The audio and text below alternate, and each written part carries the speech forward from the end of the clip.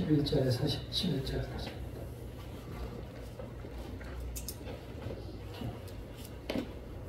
(375페이지) 신약성경 야고보서 4장 11절에서 17절까지 함께 읽겠습니다. 시작.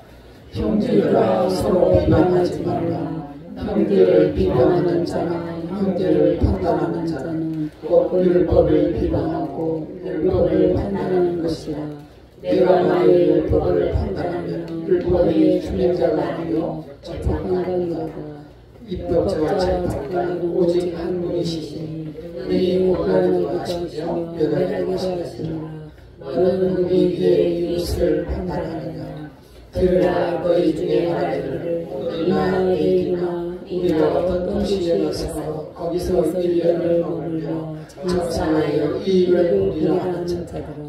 내일 일을 너희가 알지 못하는도다. 너희 생명이 무엇이냐. 너희는 잠깐 보이다가 없어지는 안개니라.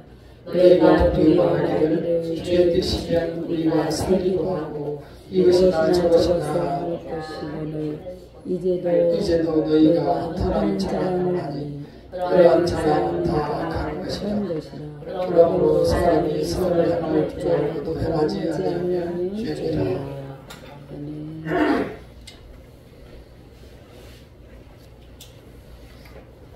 말씀은 형제들아 이렇게 시작합니다. 이 말씀을 쓰고 있는 하나님의 사도는 예수님의 동생인 야고보입니다. 예루살렘 교회의 총감독으로서 아마 예수께서 돌아가신 후에 부활승천하신 후에 60여 년 지난 때였습니다. 부활승천하신 것을 보고 저들은 서로 이러한 모습을 보였습니다. 시기하고 질투하고 비방하고 살인하고 아주 다른 모습을 보여주며 살고 있었습니다. 또 돈이 좀 없으면 우리가 1, 2년 도시에 가서 고생해서 좀 한몫 챙겨오면 되지 뭐. 이렇게 살아가며 자신만만하게 살아가는 사람들이 대다수였습니다. 이것은 예수 그리스도께서 보여주신 그 사랑의 이미지와 사상과는 전혀 거리가 먼 그러한 행동과 그러한 삶이었습니다. 아마 이 말씀을 전할 때 사도 야고보의 마음은 참으로 안타깝고 답답했을 것입니다. 저 사람들이 다른 사람도 아니고 교회 성도들 간에 어떻게 저럴 수 있을까? 그리고 또 내가 지금 이 말을 해야 되는 이러한 상황은 도대체 무엇인가? 참으로 어리석은 사람들이다. 아마 이런 생각을 했을 것입니다. 이 말씀을 기록해서 오늘 우리에게 주신 그 하나님의 뜻을 생각하며 말씀을 선고하고자 합니다. 먼저 11절을 한번 함께 읽어보겠습니다. 11절 시작. 형제들아 서로 비방하지 말라. 형제를 비방하는 자나 형제를 판단하는 자나 곧 율법을 비방하고 율법을 판단하는 것이라. 내가 만약 율법을 판단하면 율법의 준행자가 아니고 재판관이로다. 왜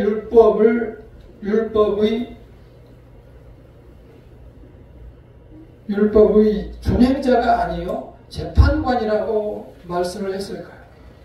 예수님께서 와서 보여주신 그 삶은 그야말로 율법의 삶이었습니다. 그리고 율법을 요약해서 이렇게 사람들에게 어려운 사람들의 삶을 돌보는 것. 그래서 아픈 사람들을 치료해주고 연약한 사람들에게 힘을 주고 배고픈 사람들에게 밥을 주고 억눌린 자에게 자유를 주는 그러한 것이 율법의 삶이라는 것을 보여주셨습니다. 그런데 그러한 삶을 다시 말해서 사랑을 실천하지는 않고 뒤에서 시기 질투하며 그 시기 질투를 입으로 쏟아내어 남을 성도를 비방하는 그러한 사태를 보면서 이 말씀을 기록한 것입니다. 이 비방한다 또는 비난한다는 것은 그 사람의 마음속에 시기와 분노와 질투가 들끓어서 견디지 못해 그게 입으로 표출되는 것이 비방입니다. 입으로 나오지 않으면 비방이 되지 않는 거죠.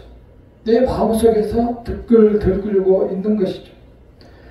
그 사람들이 그렇게 비방하기까지는 그 사람의 마음속에 이미 자기가 재판관이 되어서 너는 잘못됐고 너는 이것이 잘못됐고 너는 저렇게 해줘야 된다. 그리고 앞으로 이렇게 해야 한다. 라는 자기 자신이 기준이 되고 판단되고 심판자가 되어서 이렇게 상대를 비난하고 비방하는 것입니다. 우리는 이러한 마음이 있더라도 이걸 내가 입으로 뱉어내지 않으면 된다는 사실을 꼭 참고 기억해야 합니다. 저는 지난주에 모처럼 지인을 만나서 식사를 했습니다. 11시에 만나서 밥이나 좀 먹자 해서 식사를 했는데 11시에 만나서 밥 먹고 커피 마시고 오후 2시 반까지 남자들 둘이 앉아서 이야기를 했습니다. 얼마나 할 얘기가 많았는지 서로 막 이야기를 끊어가면서 내 얘기를 하고 서로 이야기를 했습니다.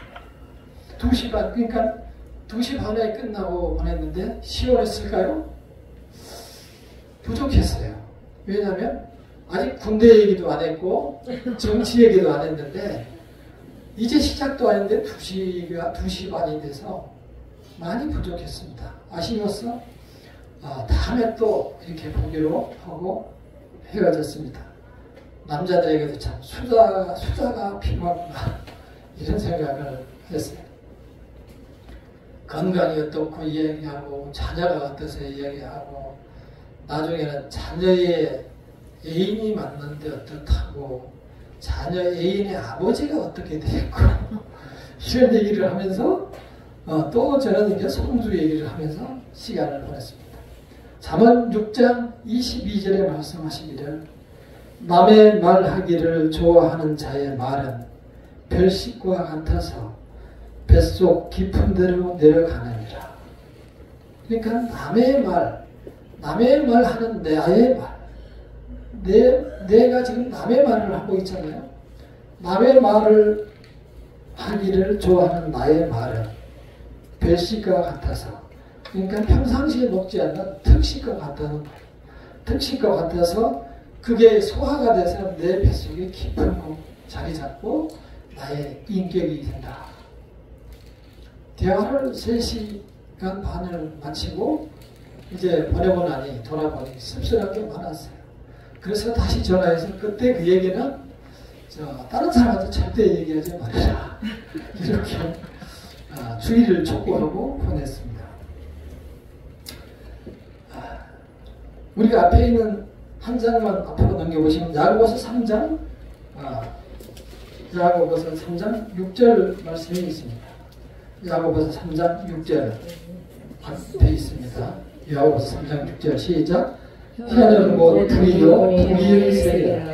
혀는 네 지체 중에서 온 몸을 더럽히고 삶의 수레바퀴를 불사르나니 그 사려는 것이 지옥 불에서 나느니라.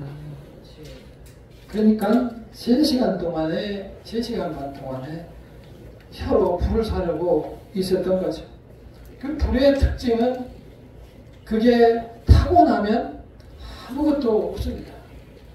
그것을 고쳐 쓰거나 다시 리모델링할 수가 없어요.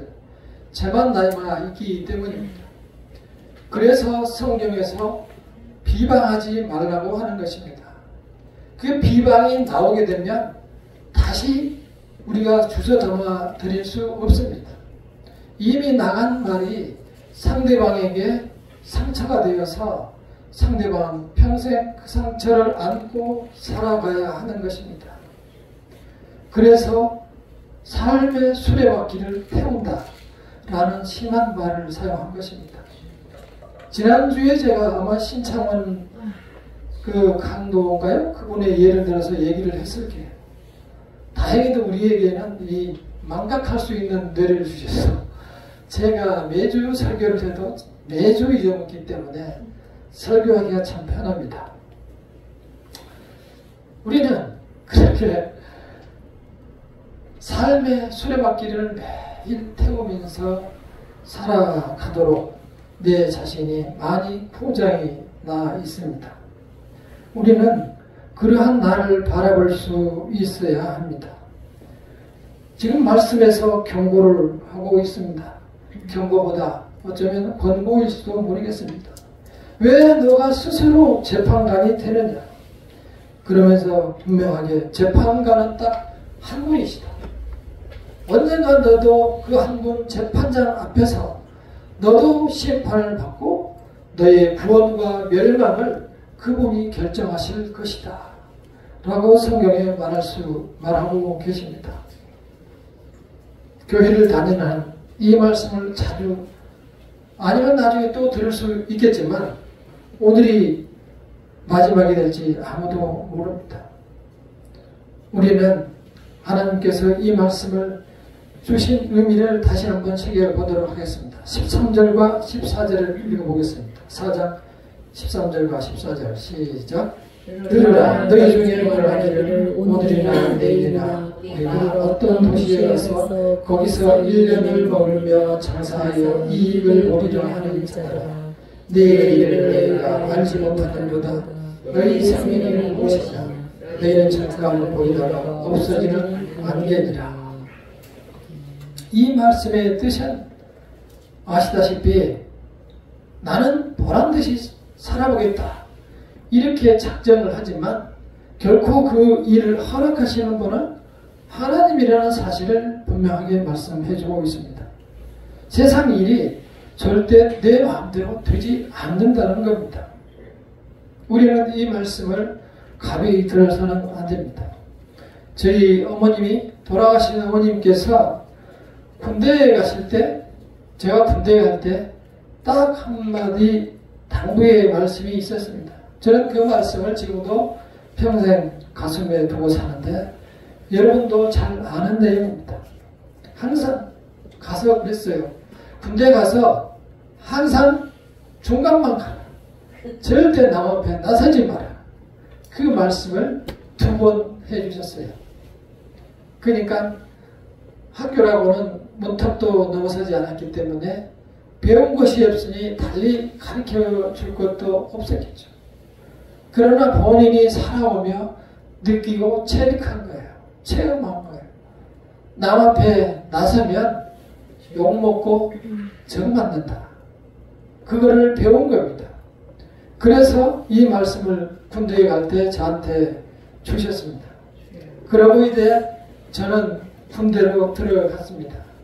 군대에 가서 훈련소에 가면은 이렇게 논산 훈련소에 들어가면은 빠이빠이 이렇게 하면서 이제 군가가 나오고 우리는 즐거운 마음으로 이렇게 입소 소위 말해서 군대 막사로 들어갑니다. 들어가자마자 저쪽 기역자리에 꺾은 데서 이렇게 해병대 모자를 쓴 사람들이 까만 선글라스를 끼고 뛰어와 이 새끼야 이렇게 욕을 해서 전부 막 그때부터 뛰고 걷고 정신없이 혼을 활짝 빼놓습니다. 뛰다가 걷다가 기다가 좌우로 우르르 앞으로 올라 뒤로 해서 온 몸이 이렇게 밖에서 입고 온 그대로 그 상태로 완전히 불려서 혼을 빼놓은 상태로 하루 종일 그러한 일이 아니죠. 그러한 기합을 받으며 시간 가는 줄 모르게 해줍니다. 소위 말해서 사회의 때를 완전히 벗겨버립니다.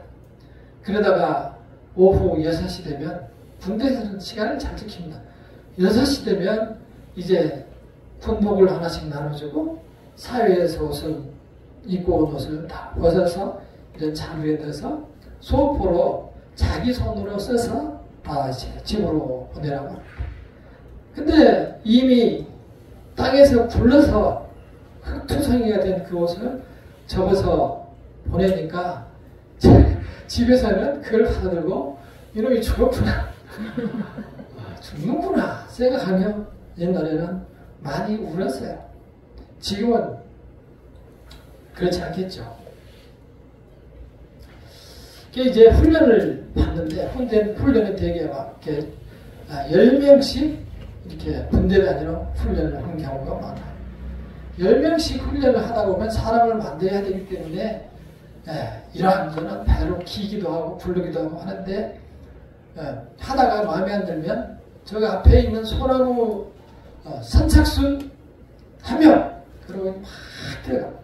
선착순 1등을 해야만 선착순 한 명이기 때문에 죽도록 뜁니다. 뛰어서 갔다 오면은 1등이 한 명이 나오면 저는 3등 했어. 그러면은 너 나고 또 다시 선착순 한 명. 그러면은 다시 뛰어갔다 옵니다. 갔다 와서 보면은 1등한 사람이 머리를 받고 있어요. 1등한 사람이 시기하는 게 아니고 1등한 사람이 머리를 받고 있어요. 너는 자식아 전후에도 없이 너 혼자 살겠다고 1등한다고 그러면서 머리를 받고 있어요. 자, 그거를 보고 또다시 이제 달리라고 시키면은 그 다음부터 뛰는 사람들이 이제 눈치가 보고 갔다 오면은 또다시 머리 받고 차근차근 머리 받고 있는데 열심히 뛰지 않게 되는 거죠. 그러니까 어마어마한 말씀이 맞았다.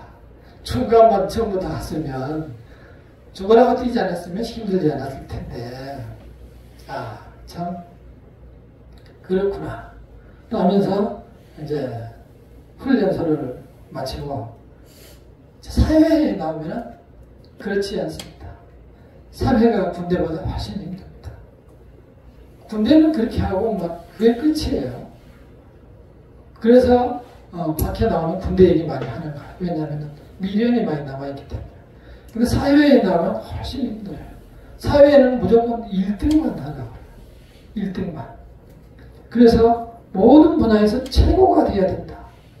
그래서 자녀들도 최고가 되지 않으면 곧 실패한 인생으로 보는 게 우리 사회. 잘못된 거예요. 중요한 것은 잘못됐다는 사실을 우리가 인식하는 거예요. 하나님께서는 모든 사람을 지극히 사랑하셔서 우리를 이 세상에 불러주셨어요. 얼마나 하나님께서 우리를 사랑하셨으면 그분의 자녀를 하나뿐인 독생자를 이 세상에 보내서 대신 우리 대신 십자가를 지게 하셨거든요. 우리가 그 사람을 손가락질하고 정죄해서는 안 되는 겁니다. 그러니까 너가 왜 심판자, 재판관이 되느냐라고 하나님이 우리에게 되려 지적을 하는 거예요. 우리는 하나님께서 이 말씀을 주시는 그 다음의 말씀을 잘 기억해야 합니다. 두 번째 나온 말씀이 분명히 그랬잖아요. 내일 일을 너희가 알지 못합니다. 너희 생명이 무엇이냐? 너희는 잠깐 보이다가 없어지는 악연이라. 그렇게 1등을 추구하며 살아봐야 어느 날 국민 배우 김수미 씨처럼 우리 곁을 떠나고 마는 겁니다. 인생이 그런 것인데 너라고 딱 정해져 있는 것이 아니라는 거예요. 자, 우리는 그러한 전제를 가지고 이 존 버년이라는 철로 역정을 쓰신 분의 이야기를 생각해 보시기 바랍니다. 그분도 어렸을 때 망나니로 자랐습니다. 그때 당시에는 폐병을 걸리면 거의 요즘의 암처럼 죽는 병이라고 생각을 했어요. 병이 너무 심해진대요. 열심히 그분은 하나님을 믿다가 그렇게 이제 병이 걸렸는데 열심히 믿고 또 기도 많이 하고 이렇게 말씀대로 산다고 살아왔는데 병이 걸려서 헤어나오기가 힘든 거예요. 너무 힘든 거예요. 그런데 그때 보니 하나님이 없는가? 왜 나의 기도에 전혀 응답이 없는가? 고민이 되었습니다. 자기가 기도하고 또 이렇게 나를 사랑한다는데 사랑하는 자녀가 이렇게 힘들게 살아가는데 왜 하나님께서는 아무 응답이 없으신가 하면서 나의 지난날이 생각이 났어요. 내가 지난날 너무 개처럼 망나니로 살아서 그런가. 자기의 지었던 죄들이 파노라마처럼 내 얼굴을 스치고 지나갔습니다. 그럴 수밖에 없구나. 절망과 회의 속에서 살아가고 있습니다. 시간을 보낼 때 문득 이 말씀이 떠올랐습니다. 로마서 3장 24절에 주 예수 그리스도 안에 있는 구속만으로 말미암아 하나님의 은혜로 값없이 의롭다 하심을 얻은 자 되었느니라. 그리스도 안에 있는 구속으로 말미암아 예수 그리스도 안에 있는 구속으로 말미암아 하나님의 은혜로 값없이 의롭다 하심을 얻은 자 되었느니라.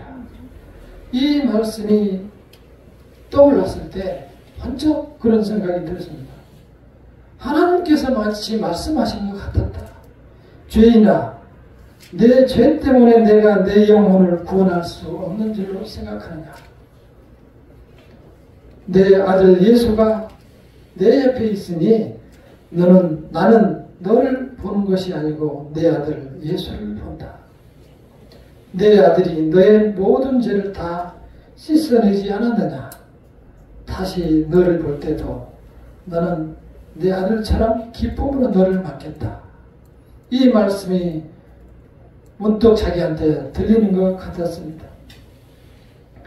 그래서 하나님께서 나 같은 죄인도 의인으로 보시구나 하면서 그 말씀을 받아들이고 기쁨을 맞이했을 때 자기 육신의 괴로움과 힘든 것이 다 치료됐다는 그러한 글을 쓰고 있습니다.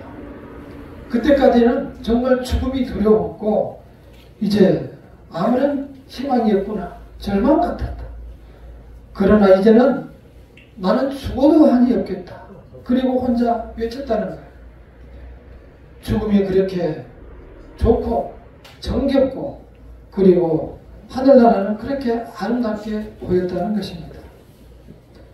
그리고 저 세상으로 가야만 비로소 생명다운 생명을 누릴 수 있겠구나 라는 사실을 깨닫고 이 세상에 사는 것은 마치 선장을 자는 것 같구나, 이러한 표현을 했습니다. 우리는 이 존 번연의 이야기를 잘 생각해 보시기를 바랍니다. 저도 죄를 많이 지었습니다. 종종 죄들이 눈앞에 파노라마처럼 지나갑니다. 그래서 그 죄에 짓눌릴 때도 있습니다. 그러나 지금 존 번연이 받아들인 것처럼 하나님께서 분명하게 그런 것. 사망아, 너의 쏘는 것이 어디냐? 하나님께서 사망을 다 권세를 잡았는데 어떻게 사망이 너가 나를 잡아갈 수 있단 말이에요. 이런 자신감이 생겼다는 거예요. 그랬을 때 삶과 죽음에 대한 두려움이 다 없어지고 심지어는 나의 육신까지 나음을 얻었다.